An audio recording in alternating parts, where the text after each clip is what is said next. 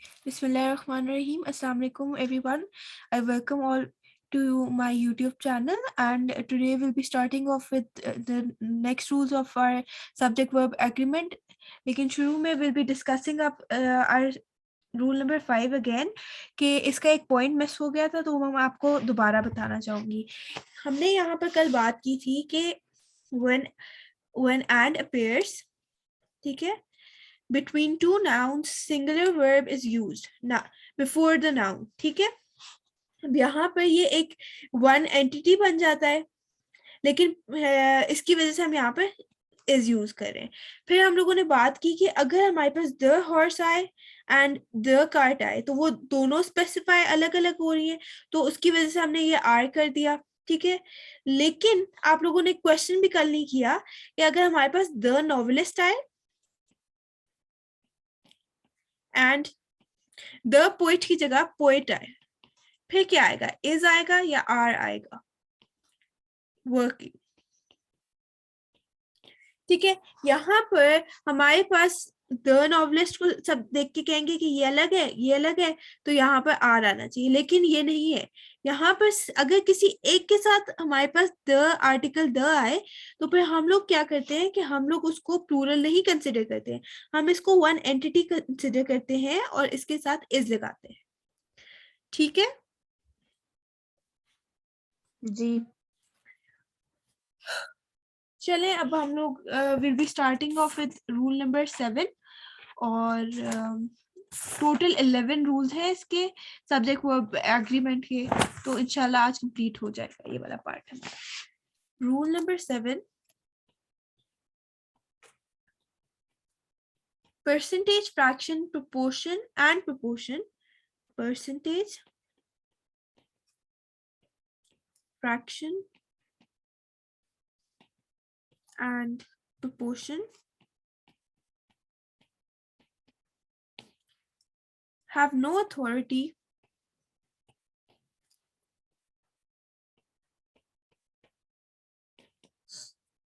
to decide the fate of the verb.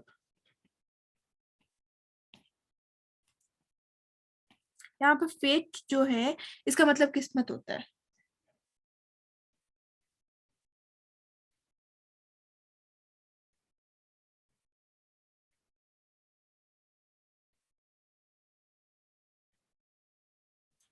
fate of the verb, ठीक है।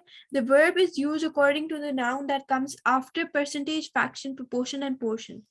The verb is used according to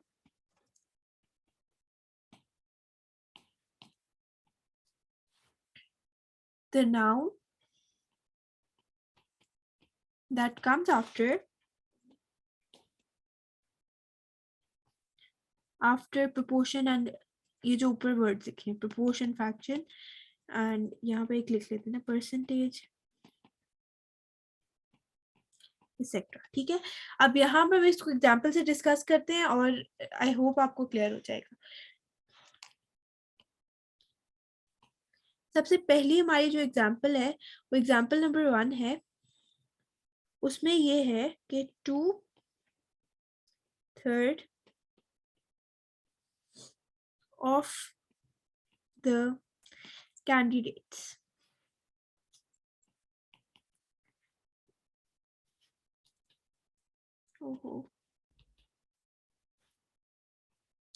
ठीक है। अब यहाँ पर कैंडिडेट्स जो है, यहाँ पर एक प्लूरल नाउन है, प्लूरल है, तो हम यहाँ पर आगे जो वर्ब आएगा इज या आर, वो हम इस प्लूरल नाउन की अकॉर्डिंग यूज करेंगे।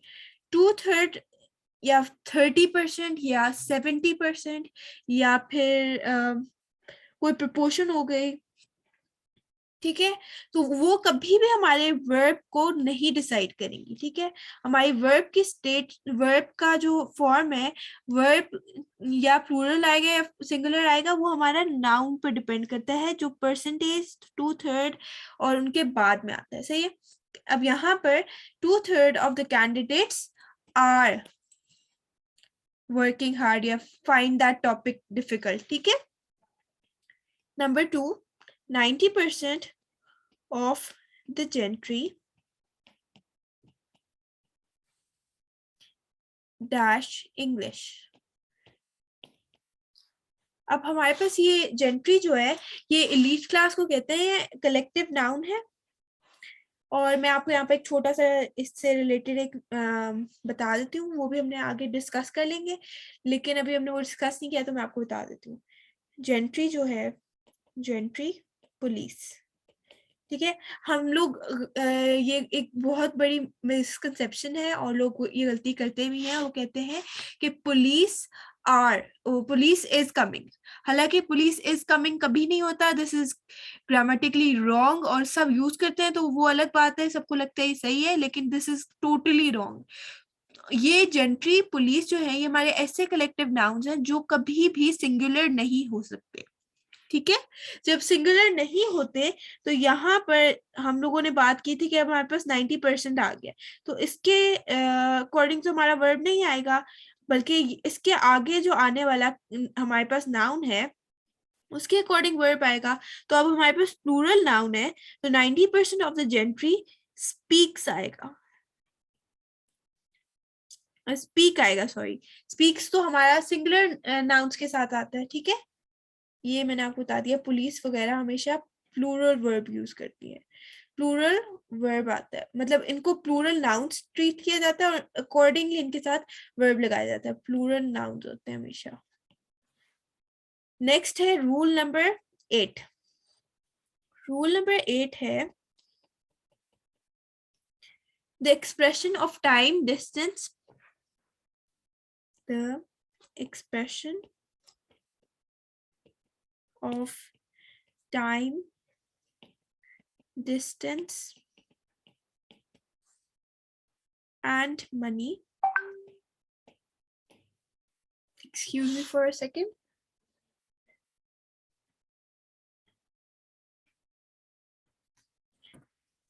Distance of time, expression of time, distance, and money takes singular verb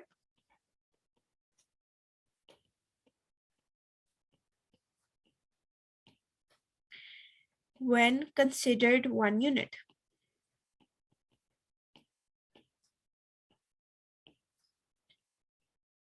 इसको सादा अल्फाज में ये कहते हैं कि हमारा डिस्टेंस, टाइम, मनी अगर ये आ जाए और इनको हम 1 यूनिट में यूज करें तो ये हमारा सिंगुलर वर्ब यूज करते हैं, ठीक है। जैसे कि 5 year dash a long time, 3 liters dash is a lot to drink, 50,000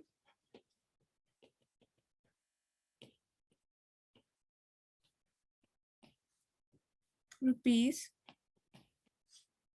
dash is a good amount of money. अब यहाँ पर 5 year जो है हमने क्या बात की, expression of time, distance and money. 5 year जो है इट्स टाइम, तो हम यहाँ पर इज लगाएंगे। 3 liters जो है ये हमारा डिस्टेंस, टाइम और मनी में तो नहीं बता रहा, लेकिन ये हमें क्वांटिटी बता रहा है ना किसी की, तो हम इसके अकॉर्डिंगली इसके यहाँ पर इज लगाएंगे। 50,000 जो रुपीज जो है वो हमारे रुपीज, सॉरी, वो हमारे मनी को शो कर रही है, तो इसकी वजह से हम यहाँ पर इज लगाएंगे, ठीक है। रूल्स को बार बार रिवाइज किया करें, भूल जाएंगे, भूल गए तो फिर ये दोबारा याद करने पड़ेंगे और ऐसा लगेगा पहली दफा पढ़ रहे हैं, तो make sure you guys revise them on daily basis. एक नजर ही दौड़ा देना मतलब, तो फिर मुझे नहीं लगता कि इतना मसला होगा। Next rule number 9, there must be an agreement between the noun and its possessive adjective.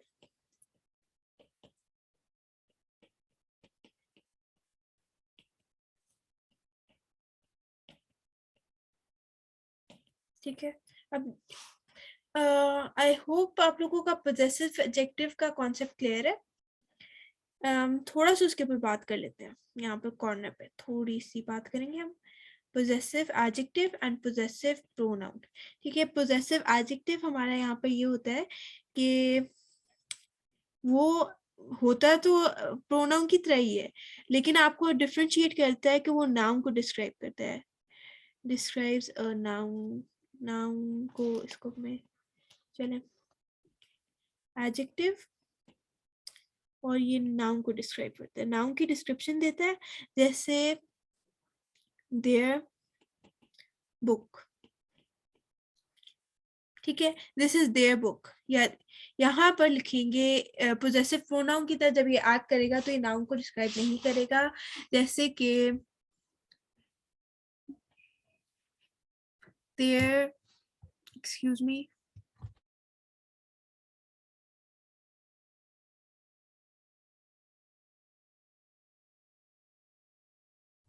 अच्छा हम लोग बात कर रहे थे पोजेसिव प्रोनाउन की, तो पोजेसिव प्रोनाउन की तरह जब वो एक्ट करेगा तो हमारे वो यहाँ पर नाउन को डिस्क्राइब नहीं करेगा। यही डिफरेंस होता है पोजेसिव एडजेक्टिव में और पोजेसिव प्रोनाउन में।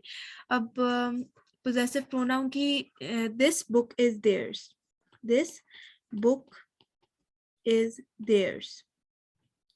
अब देखें ये देयर यहाँ पर जो है वो पोजेसिव एडजेक्टिव है, और यहाँ पर जो है पोजेसिव प्रोनाउन है, क्योंकि ये बुक को डिस्क्राइब नहीं करा डायरेक्टली, और इसके पीछे कोई भी नाउन नहीं है डायरेक्टली, हमारे पास हेल्पिंग वर्ब है, इसलिए ये हमारा पोजेसिव प्रोनाउन है। और यहाँ पर इस केस में इसके बुक के पीछे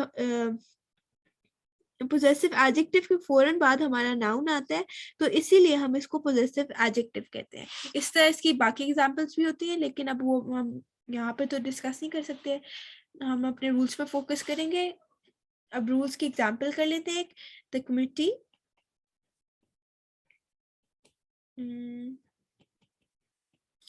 have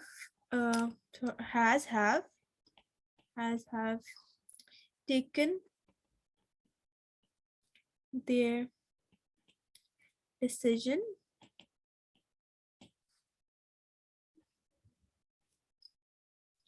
अब यहाँ पर देखें, कमेटी क्या है हमारी, कलेक्टिव नाउन है,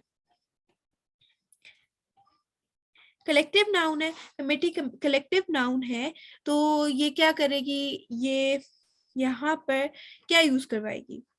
अब आप लोग पता है क्या करेंगे, सबसे बड़ी गलती जो स्टूडेंट्स यूजुअली करते हैं वो क्या करते हैं, वो कहते हैं कमेटी एक कलेक्टिव नाउन है। तो हम लोगों ने सोचा था, पहले पढ़ा था यहाँ पर, ये जो मैंने छोटा सा बताया था आपको, जेंट्री और पुलिस ये भी कलेक्टिव नाउन है, तो ये इनके साथ प्लूरल नाउन यूज होते हैं, तो फिर तो कमेटी भी प्लूरल नाउन यूज होनी चाहिए हमारी। ठीक है, तो कमेटी यहाँ पर आपने कमेटी को देख के नहीं करना, क्योंकि कमेटी दोनों both plural and as well as क्या कहते हैं सिंगुलर एक्ट कर सकती है। कमेटी हमारी बोथ प्लूरल और सिंगुलर की तरह एक्ट कर सकती है, तो आपने इसको जेंट्री और पुलिस वाले रूल के साथ मिक्स नहीं करना, बल्कि आपने यहाँ पर देखना है कि ये जो डिसीजन है ये नाउन है, डिसीजन को डिस्क्राइब करने वाला ये पोजेसिव एडजेक्टिव है। ठीक है, तो पोजेसिव एडजेक्टिव के अकॉर्डिंग हमने वर्ब चूज करना है। तो the committee have taken their decision, their की वजह से हमने यहाँ पर हैव लगाया, सही है।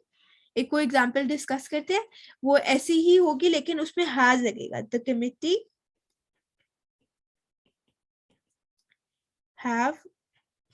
Has taken it's decision.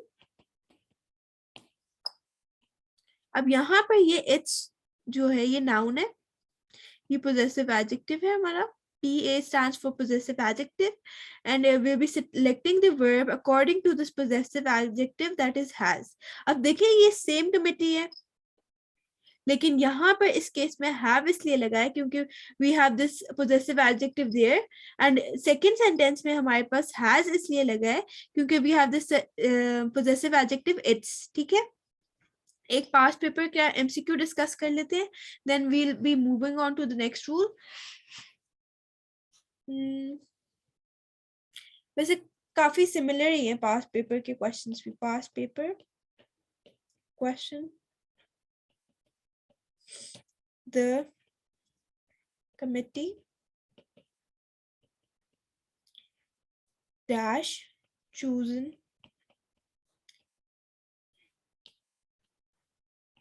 their chairman.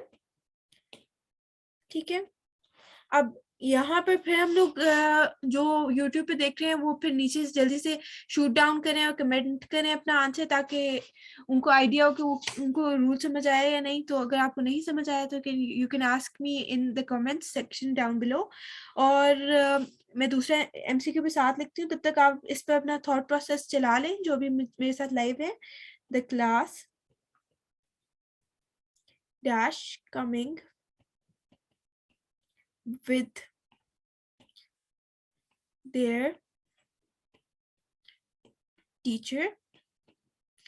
अब यहाँ पर has and have क्या options है आपके पास. So any one of you guys would like to answer this question?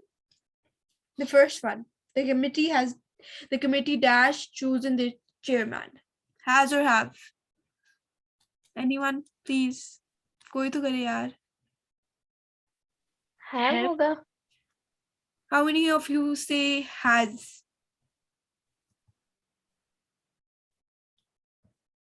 अच्छा, कोई भी has नहीं कह रहा. और have कौन कौन कह रहा है? सब कह रहे हैं. जी. ठीक है. Yes.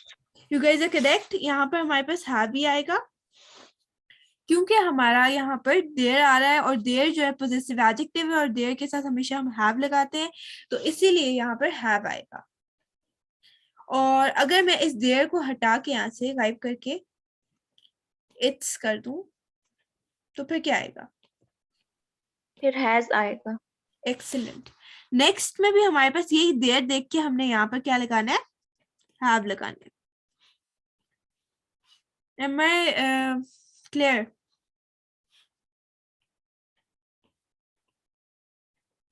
अच्छा, मतलब समझ नहीं आई. मेरी समझ आ रही है? जी आ रही है. अच्छा. Next rule is rule number 10. The expression of none of accepts both singular and plural verbs. The expression of none of accepts both singular and plural verbs.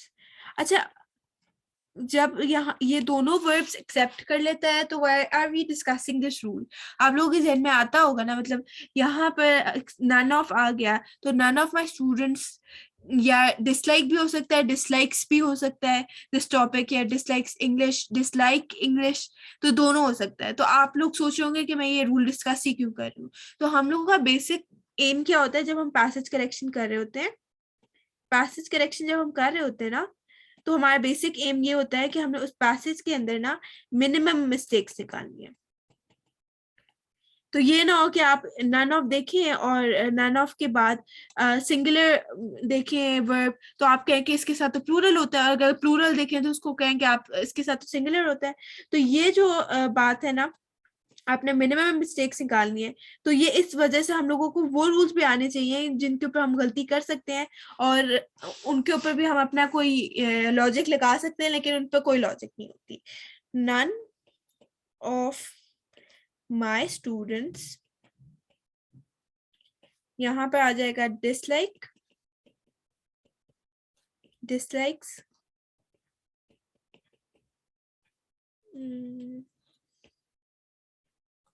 आ जाएगा बायोलॉजी. अब यहाँ पर डिसलाइक भी हो सकता है, डिसलाइक्स भी हो सकता है. एक को एग्जांपल लिख लेते हैं. None of the girls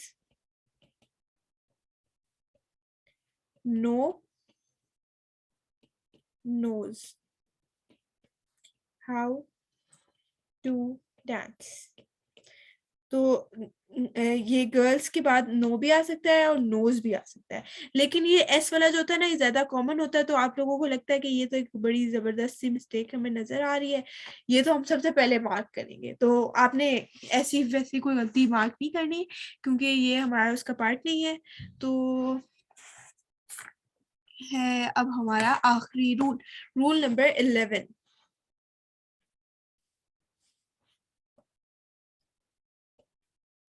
Rule number 11.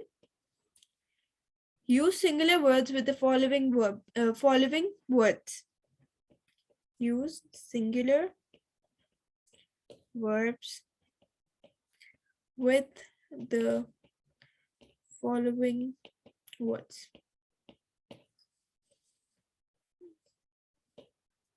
Each, comma, every, comma, either, comma, neither. ठीक है, अगर आपको सेंटेंस में ये वाले वर्ड्स नजर आ गए तो you'll short stick to the singular verb. Plural verb कभी भी नहीं लगाना। इस पर एग्जाम्पल कर लेते हैं और फिर बात करते हैं आगे। Each student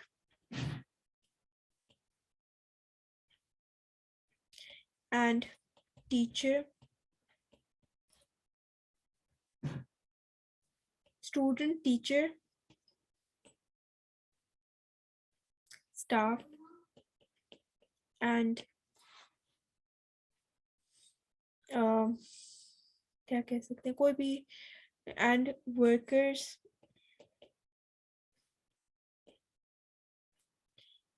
is or are responsible. कोई बताए जल्दी से, anyone?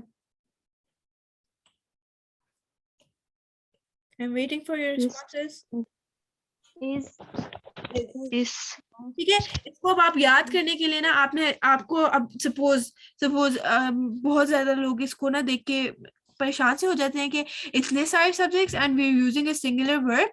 तो इसके लिए मैंने सोचा, तो ये बात हुई कि ईच का वर्ड हमें एवरी का वर्ड, ईदर का वर्ड एंड नीदर का वर्ड जहां पे भी नजर आ जाए ना, उसके बाद बेशक पूरा गांव भी आ जाए ना, तो आपने सिंगुलर वर्ब यूज करना है। सही है, ये आप इसको थोड़ा सा एनालिजी से याद रखें ताकि आपको ये भूले ना। हम लोगों ने ईच का वर्ड, एवरी का वर्ड, ईदर एंड नीदर का वर्ड सॉरी, अगर ये आपको सेंटेंस में नजर आ गए हैं, तो उसके बाद पूरा गांव भी आ जाए या बहुत सारे सब्जेक्ट्स भी आ जाए, तो आपने हमेशा सिंगुलर वर्ब यूज करना है। ठीक है, ये एक बहुत कॉमन मिस्टेक आती है हमारे उसमें। और एक रूल और कर लेते हैं, फिर ये हमारा आखिरी रूल होगा सब्जेक्ट वर्ब एग्रीमेंट का, और फिर हम लोग आगे कल इंशाल्लाह वर्ब से स्टार्ट करेंगे। देयर हमारा वर्ड, अच्छा देयर जो है, ये देयर, इसके साथ हम लोग आप लोग जल्दी से मुझे बताएं, इसके साथ हम लोग या तो सिंगुलर वर्ब यूज करते हैं या प्लूरल वर्ब यूज करते हैं, तो कौन सा करते हैं, इज यूज करते हैं, आर यूज करते हैं? is singular. अच्छा, दो दो हमारे पास लोग हैं, वो कह रहे हैं, कोई कह रहा है देयर इज और कोई कह रहा है देयर आर। हमारे पास टू स्कूल्स ऑफ थॉट्स है, वो सब कह रहे हैं कि कोई कह रहा है कि इज होना चाहिए और कोई कह रहा है आर होना चाहिए। तो ये जो बात है ये सोलली डिपेंड करती है आगे आने वाले नाउन पे। There is a boy sitting under the table और देयर आर 4 चिल्ड्रन। तो you both guys are correct, लेकिन आप में से मतलब आप लोगों का ये बात बिल्कुल सही है कि आप लोगों ने कहा कि देयर इज भी हो सकता है एंड देयर आर भी हो सकता है। तो ये रूल हम लोगों को ये बताता है कि हम लोगों ने ये कंफ्यूज नहीं होना कि देयर के साथ वेदर वी यूज आर और वेदर वी यूज इज, तो दोनों यूज हो सकते हैं। तो आपने इस चीज की भी कोई गलती नहीं निकाल देनी अपने पैसेज में, गलतियां सिर्फ वो निकालनी है जो असल में है। ठीक है।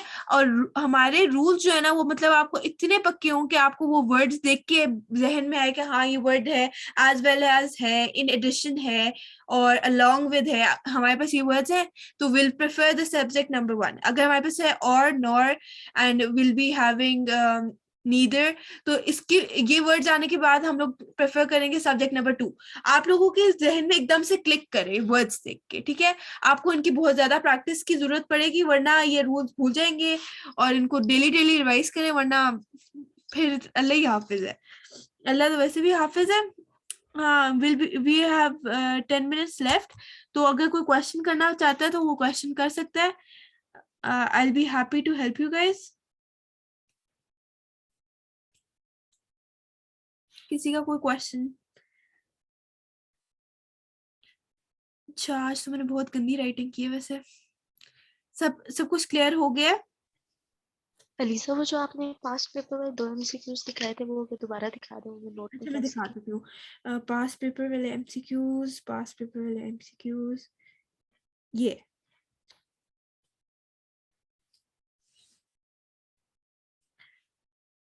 और किसी ने कुछ पूछना है? अच्छा, हम लोगों का यहाँ पर टाइम है, मैं आपसे एक वो डिस्कस कर लेती हूँ, एक चीज जो हमारी बड़ी कॉमन सी चीज है। 2 and 2 मेक 4। यहाँ पे मेक आता है, मेक्स क्यों नहीं आता? किसी के पास कोई लॉजिकल आंसर है इसको आंसर करने के लिए? अच्छा, एनीवन? ओके ओके, ठीक है, कोई मसला नहीं। हम यहाँ पर हम लोगों ने बात की थी कि असलम एंड अकरम, ये हमारा पहले हमने कहा था कि एंड जब आता है तो एंड से पहले वाला नाउन और एंड के बाद वाला नाउन जब दोनों डिफरेंट हो तो यहाँ पर ये प्लूरल एक्ट करता है, ठीक है। अब यहाँ पर भी हम लोगों ने ऊपर एक बात की थी कि अगर यहाँ पर द आ जाए फिर द आ जाए तो ये दोनों अलग अलग होंगे, वरना नहीं होंगे। लेकिन हमें इसमें तो शोर शॉट नजर आ रहा है कि Aslam is some other boy and Akram is some other boy. तो हम लोगों ने इसकी बेसिस पर यहाँ पर प्लूरल वर्ब, सॉरी, यहाँ पर हमने प्लूरल वर्ब यूज करना है, ठीक है। According to Aslam and Akram are, ठीक है। अब हम लोग 2 and 2 को की बात करते हैं। 2 and 2 में ये बहुत टीचर्स को मसला होता है इसको एक्सप्लेन करने का, तो वो कहते हैं रट्टा लगा लिया। तो यहाँ पे मैं आपको इसका मिथ क्लियर आउट करना चाहती हूँ कि 2 and 2 जो है मेक 4, इसमें हम लोगों का ये फर्स्ट नाउन एंड ये सेकंड नाउन, अगर आप ये द वाली लॉजिक लगाते हैं, आप कहते हैं अगर यहाँ पर द होगा, यहाँ पर भी द होगा और यहाँ पर भी द होगा, तब ही इसको अलग अलग एंटिटीज कहना चाहिए, और यहाँ पर हम लोगों को प्लूरल, जैसे प्लूरल्स को ट्रीट करते हैं वैसे इसको ट्रीट करना चाहिए। तो यहाँ पर असलम एंड अकरम मेक होगा ना, मेक। तो ये भी द की वजह से ही यहाँ पर मेक आना चाहिए, वरना इसको मेक्स आना चाहिए। लेकिन लेकिन लेकिन यहाँ पर हमारा 4 है, और 4 तभी बनता है जब एक 2 और दूसरा 2 एड अप होते हैं, तब हमारे पास 4 बनता है। तो यहाँ पर ये अगर दोनों एक एंटिटी होती तो यहाँ पर तो 2 आना चाहिए था। 2 and 2 मेक 2। अगर हम इनको अलग अलग एंटिटीज अपने जहन में कंसेप्चुलाइज करते हैं, तो अलग अलग एंटिटीज सेम एंटिटी कंसेप्चुलाइज करते हैं, तब यहाँ पर 2 आना चाहिए। लेकिन ये अलग अलग एंटिटीज हैं, तभी हम इनको प्लूरल ट्रीट करते हैं, जैसे असलम और अकरम को प्लूरल ट्रीट करते हैं, और इसी वजह से यहाँ पर मेक आता है। I hope this myth is clear. आप लोगों का ये मेरा तो बहुत बड़ा सवाल था जिंदगी का कि 2 and 2 मेक 4 क्यों होता है, मेक्स 4 क्यों नहीं होता। और एक और क्वेश्चन है, वो बस हमारा लास्ट क्वेश्चन होगा, हम फिर उसके बाद क्लोज अप करेंगे। Slow and study wins the race. यहाँ पर जो एंड से पहले वाला नाउन है एंड के बाद वाला नाउन है, they both act as a single unit. तो हमने कहा था कि जब वो सिंगल यूनिट एक्ट करते हैं, आगे वो पहली वाली चीज और बाद वाली चीज अलग अलग चीजें नहीं बल्कि एक साथ एक सिंगल यूनिट की तरह एक्ट कर रहे हैं, तो इसलिए हम यहाँ पर इनको सिंगुलर के तौर पर कंसिडर करते हैं। जैसे हम लोग सिंगुलर वर्ब्स को कहते हैं ना, ही विंस, इसीलिए हम इनको भी सिंगुलर ट्रीट करते हैं, क्योंकि एंड से पहले वाली चीज और एंड के बाद वाली चीज जो होती है वो हमारी को एग्जिस्ट करती है, और वो हमारी मतलब एक ही चीज के दो नाम करके हम लोग उसको यूज कर रहे होते हैं, तो इसलिए हम यहाँ पर विंस यूज करते हैं। और ये हमारी दो मिथ्स थी, ये मैंने क्लियर कर दी। अगर अब किसी के जहन में इनसे रिलेटेड कोई क्वेश्चन आ रहा है तो उनसे पूछ सकता है, वरना फिर हम मीटिंग एंड करते हैं। अलीसा ये स्लो एंड स्टडी वाली दोबारा बता दें। अच्छा, स्लो एंड स्टडी का हम लोगों ने कल रूल पढ़ा था कि हमारा अगर, चले मैं ऊपर ले जाती हूँ, कल रूल था हॉर्स वाला, एक सेकंड मुझे देखने दे, ये वाला। हमने कहा था कि अगर हमारा ये दो वर्ड्स हैं, ये as a single unit act करेंगे, इनके इधर द नहीं लगा होगा, तो हम लोग इनको क्या कहेंगे, ये सिंगुलर एक्ट कर रहे हैं, ठीक है, इज लगा देते हैं हम इनके साथ। तो ये सिंगल यूनिट की तरह हॉर्स एंड कार्ट एक्ट कर रहे हैं, तो हम इनके साथ इज लगाते हैं। अब यहाँ पर नीचे आते हैं, स्लो एंड स्टडी जो है ये सिंगल यूनिट के लिए की तरह काम कर रहे हैं। स्लो और स्टडी दोनों ना एक ही चीज के दो नाम है, एक्ट एज सिंगल यूनिट, तो इसकी वजह से हम इनको ट्रीट कर रहे हैं कि हम इनके साथ एक प्लूरल वर्ब लगा रहे हैं। सिंगुलर नाउन्स जो होते हैं हम उनके साथ हमेशा प्लूरल वर्ब लगाते हैं, तो इसीलिए हमने यहाँ पर प्लूरल वर्ब लगाया। जैसे कोई एग्जांपल डिस्कस करते हैं, bread and butter. Bread and butter जो होता है ये एक ईडियम भी यूज होता है, और सिंपल ब्रेड डबल रोटी and butter is I guess मक्खन। हम मक्खन और ब्रेड की तरह भी यूज होता है, लेकिन ब्रेड एंड बटर जो होता है वो रोजी रोटी को कहते हैं कि person earn he earns his bread and butter by doing stuff all day in the sun, ठीक है। अब यहाँ पे मैंने ना इसको ब्रेड एंड बटर, यहाँ पर इज आएगा या आर आएगा, यूज्ड फॉर ब्रेकफास्ट। अब यहाँ पर आप देखें कि हम लोग ब्रेड को, ब्रेड लिखा हुआ है, bread and butter, bread and butter जो है वो हमारा वन यूनिट की तरह एक्ट कर रहा है, ठीक है, वन यूनिट। तो जब वन यूनिट की तरह एक्ट करता है तो उसके साथ हमेशा हम इज लगाते हैं, तो bread and butter is used for breakfast. लेकिन अगर हम यहाँ पे लिखें the bread and the butter, तो इसके साथ हमेशा हम लोग आर यूज करेंगे, क्योंकि अब ये वन यूनिट की तरह नहीं एक्ट कर रहा है, द बटर होना चाहिए यहाँ पे, वन यूनिट की तरह नहीं एक्ट कर रहा, तो इसलिए हम इसको आर कह देंगे, ठीक है, यूज्ड फॉर ब्रेकफास्ट। लेकिन इसके अंदर एक और बात आज मैंने शुरू में ही लेक्चर की डिस्कस की थी, एंड में फिर कर लेते हैं, the bread, sorry B capital नहीं होना चाहिए था, स्मॉल होना चाहिए था, लेकिन मैं जल्दी में लिख गई हूँ, तो bear with this mistake, and butter is used for breakfast। हमने यहाँ पर क्या किया, हमने ना इसको वन यूनिट इसलिए लिया क्योंकि ये चीज तो हमने स्पेसिफाई नहीं की थी, ये हमारा one unit the bread and butter, one unit the जो है इन दोनों के साथ आ रहा है, लेकिन एक दफा लिख रहे हैं तो वो फिर हमारा इन दोनों के साथ जब एक दफा लिख रहे हैं तो वो वन यूनिट को सपोर्ट कर रहा है, वन यूनिट वाली बात को, तो इसलिए हम यहाँ पर इस लगाते हैं। लेकिन यहाँ पर जब हम द दो दफा लिखते हैं तो फिर हम वन यूनिट वाली बात को नहीं सपोज करते हैं, वो अलग चीजों को हम अलग अलग डिफाइन कर रहे होते हैं, इसलिए हम यहाँ पर आर लिखते हैं। I hope it's clear. ये एक बड़ा कंट्रोवर्शियल सी चीजें होती हैं, इनमें सब मिस्टेक करते हैं, और मेरा ख्याल है कि आइंदा से आप इस तरह की चीजों पे मिस्टेक्स नहीं करेंगे और ये चीजें आप आराम से आइडेंटिफाई कर लेंगे। अब किसी ने कुछ चैट में लिखा हुआ है, जल्दी से मुझे बता दे यार, क्या लिखा हुआ है।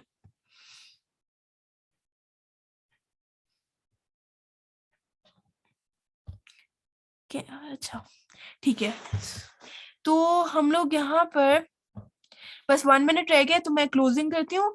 अगर किसी ने क्वेश्चन पढ़ना हो तो पूछना हो तो मुझसे कमेंट डाउन कर सकते हैं, और आप लोग मुझे मैसेज भी कर सकते हैं।